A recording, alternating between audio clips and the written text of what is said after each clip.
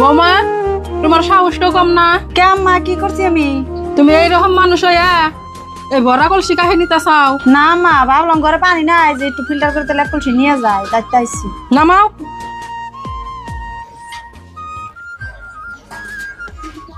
এইরকম মানুষ কলসি নিয়ে বয়ে রয়েছে।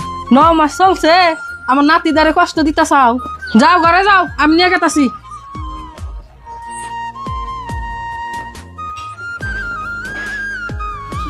বৌমা, তোমার এত বুঝাইতেছি তাও বুঝো না, কাপড় নিয়ে কোনে গেতা চাও?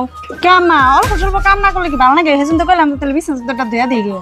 তুমি বয়ে বয়ে কাপড় দুবা, ওই পেটের মধ্যে যাতা নাই আমার নাতিদা কষ্ট পাইবা নিগে। আমার যে কথা, আল্লাহ রহমতে কিছু হবো না। না না, তোমার এত কথা আমি বুঝি না। যাও তুমি ঘরে হইয়া থাকো গা।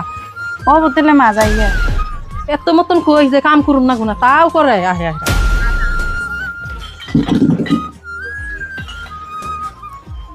তুমি আবার ফিরে এলো কি নিকে? যাও ঘরে যাও, আরাম করো গা। তোমার এখন আরাম করে টাইম। তোমরা মা বেটারা কি আরম্ভ করছাও?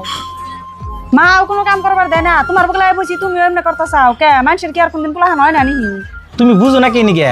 মা তো তোমার পোলার পর মতো দেখে না, মা তোমার দেখে নিজের মেয়ের মতো। এই জন্য তোমার কোনো কাম করবার দেয় না। আমি তো বুঝি মা আমার মেয়ের মতন ভাবে, মেলা ভালোবাসে, তাই কি আন কাম বাদ দেখে আমি সারাদিন হয়ে থাকুন? যাও যাও যাও যাও, বেবি মান কান্দিতেছে। ইয়ে শব্দ দেয়, যাও যাও ঘরে যাও, ঘরে যাও।